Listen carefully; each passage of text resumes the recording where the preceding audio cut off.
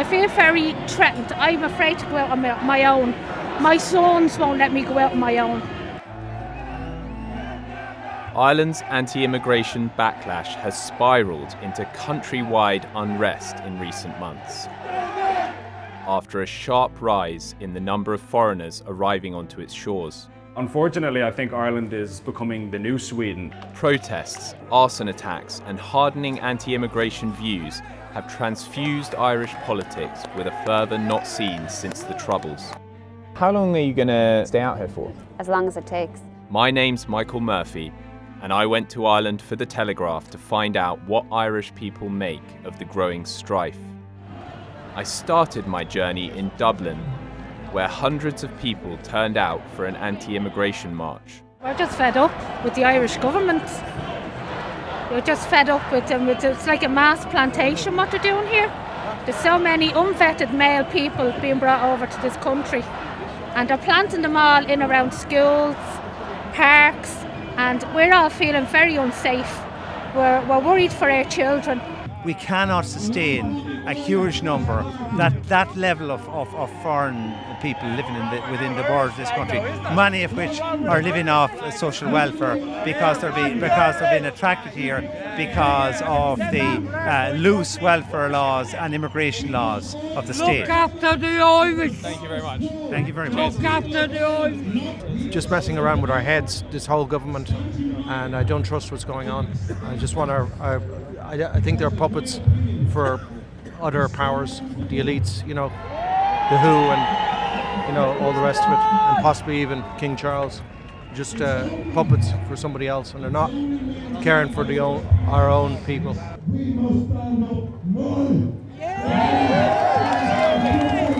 But the Irish and the long-term homeless here from all over the world are living and sleeping in the streets. The council come and take their tents and burn their goods or dump them. And these people are on a housing list 20 and 30 years. But if you come in here off a plane with no passport, you're safe. It's just not right, so there. And to anyone listening to this, call me what the hell you like. Little do I care. Thank you. Some people have described marches like this as far right. Are you far right? No, I am a concerned father. I have 3 children. I have 2 daughters and I have a son, 11, 9 and 7. That's why I'm here. Listen, the mainstream media don't report on what goes on really in these areas. There's kids being abducted, there's kids being assaulted, there's kids being raped, there's women being raped, and the mainstream media will not report on it. To find out more about where the anger is coming from, I went to a traditional Irish pub in the heart of Dublin to sit down with dissident journalist Ben Scallan.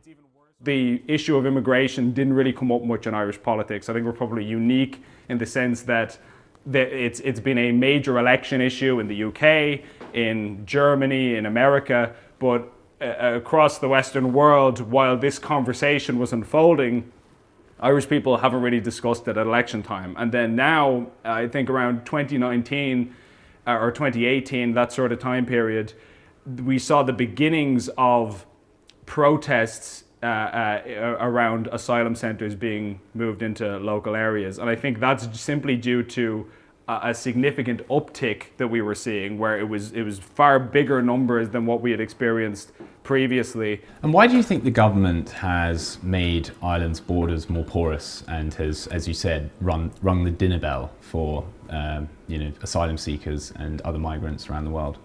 I think that the Irish government is primarily concerned with appearing to be a modern European country, and they admire their European colleagues. They admire countries like Scandinavian countries like Sweden and so on that are progressive and very trendy, I suppose, if you want to put it that way. Unfortunately, I think Ireland is becoming the new Sweden in a way, because the same way people used to talk about Sweden several years ago, that it was this country that was totally off the rails, they've got total strife, total ghettoization. It seems like having seen the failure of that policy in countries like Sweden and in countries like Germany and France, we want to replicate it for some reason that I don't quite understand. The Irish government has bussed refugees, often at night and with little warning, into towns like Rosgray, sparking local anger and weeks-long demonstrations.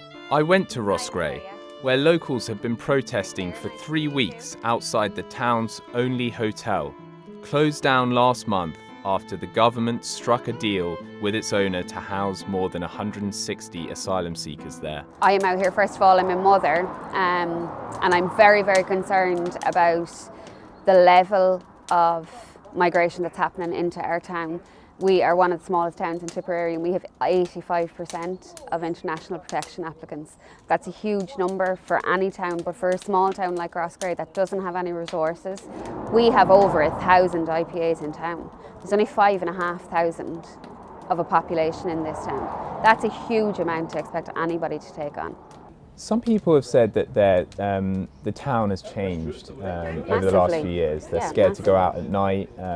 The playground is left without children. No people want to go there anymore. Why is that?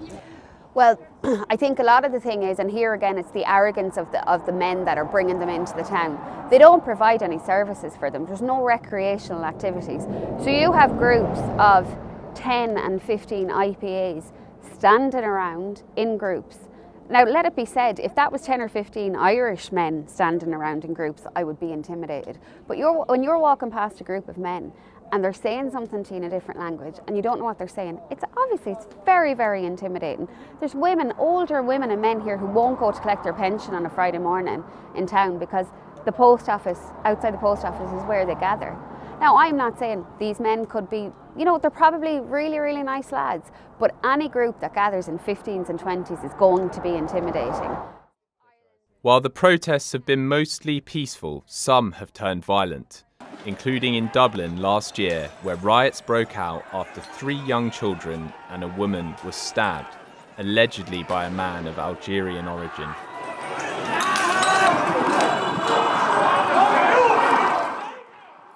We're here in Cookling, on the outskirts of Dublin, where, as you can see, Garda are stationed behind me after a suspected arson attack on an abandoned nursing home that was due to house migrants last night. Now, this is one of more than a dozen such arson attacks that have happened in Ireland over the past year. The Irish state has taken in more refugees than it can house, forcing the government to offer asylum applicants tents and sleeping bags as they arrived in Dublin. Since the Russian invasion, nearly 100,000 Ukrainians have been offered refuge in Ireland. I spoke to one Ukrainian refugee outside of an asylum processing centre in Dublin. You've lived in a tent here for a month. Yeah. And how's that been? Well, for me it was better to stay here because no bombs, no military. I don't live here.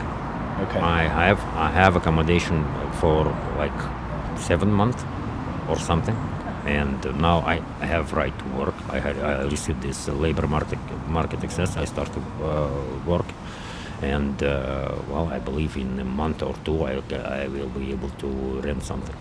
And how have the Irish people been? Have they been welcoming? Irish people are different. Like in this area, Irish people were very, very kind, really very kind. It's not that city center that were Spire and all that junky people and all that. Here it was very quiet and like welcoming place. Excluding Ukrainians, the number of asylum seekers arriving into Ireland has shot up to more than 26,000 over the past 2 years, a growth of nearly 200% from 2019. To find out more about the surge in refugees coming to Ireland, I spoke to Jim O'Callaghan, an Irish lawmaker from one of the governing parties. So speaking to people in Rosgray and other parts of rural Ireland, as well as Dublin, people are concerned about unvetted single males entering the country. Do you think that's a valid concern? Well, I can understand people's concerns, but when people come in, there's a rules-based system that operates in Ireland. And I think one of the failures that maybe we have, as government have, and previous governments have had, is we don't explain the system to people. And obviously the issue that's been looked at present is the international protection system. This derives from an EU directive. We transposed it into Irish law in the International Protection Act 2015. And listen, it provides that a minister can remove a person who's applying for international protection if that person is perceived as being a threat. And obviously individuals come in as well, they're fingerprinted, anyone who has convictions or is perceived as being a threat can be removed. But you're right, some people are very concerned about the fact that what's referred to as unvetted men are moving into their area. But I think we need to explain that that's not the case, because when you look at the system that's in place, there are powers in place for the minister to remove people who are dangerous or who are a threat. Now, we're hearing a similar story in places like Rosgray and elsewhere about the government doing a sort of backdoor deal with a hotel or a business to house asylum seekers and not telling the local community or consulting with the local community in advance. People feel like they're not in control of the future of their community and their livelihoods. What would you say to people who have those concerns? Well, it's a difficult issue for all concerned. Obviously, because of the significant numbers that have come in the past year, government must provide sheltered accommodation for people who are seeking international protection. That's our obligation. We're finding it difficult to do it. Like, there's no point in pretending that we're not finding it difficult to do. And of course, the reason for that is because in 2022, 140,000 people come in. We've seen 100,000 Ukrainians, and there's more people coming in. In terms of the international protection applicants, we have an obligation as well to provide them with sheltered accommodation. So one of the reasons, this is new for Ireland, so the government is going around trying to find alternative accommodation. And that's why units such as hotels are being looked at, or old nursing homes. And yeah, you're right, it does cause concern in a local community, particularly if it's the only hotel in the town. But also, I've got to say to you, there's lots of other places in my constituency and throughout the country where people have come in and there haven't been objections. Dara O'Brien. There are some TDs who have spoken out against immigration in the Irish Parliament. 6 of them have formed a loose coalition called the Rural Independent Group. I sat down with one of their members, Carol Nolan, to hear their side of the story. Well, look, I have never seen the feeling as strong. I've been elected since 2016 to the Dáil, and I have never seen the feeling as strong on the ground on a particular issue as it is on the issue of immigration. I do feel that people will protest at the ballot box, and I do feel that if government don't change direction quickly, as I've stated before, that they will be punished. And I do believe that you will see more independent candidates and more candidates that are of the view that we are at an unsustainable level of immigration. I believe that that's the representation that people want. Do you think immigration is fueling anti-EU sentiments in Ireland? It certainly is, yes, it certainly is. People feel like myself, look, I'm frustrated. I believe there's more government could do in terms of pushing back. Like Hungary has pushed back, and as I say, Poland and other countries. There's more they could do. I believe that they have a responsibility to represent the Irish people. They're not doing so at EU level. But there is a lot of frustration over EU dictating everything that a country should do, including the numbers that they should take in and so forth. So there is definitely frustration over that dictatorship as some people see it. And you read a lot about the far right in Ireland, especially in recent years. Is there a far right in Ireland, and what does it look like? I don't believe, look, there may be a very small element. Being honest, I haven't met anybody who is far right. I've met grandparents coming into my office. I've met people from other countries. I have a good friend from Turkey, and she's expressed concern over the numbers coming in. I've good friends from all over the world. They're not far right. I haven't, but look, that's not to say there isn't an element there. Of course, in these situations and these conditions, you will get elements that will come up overnight, like far right, as it has done across Europe.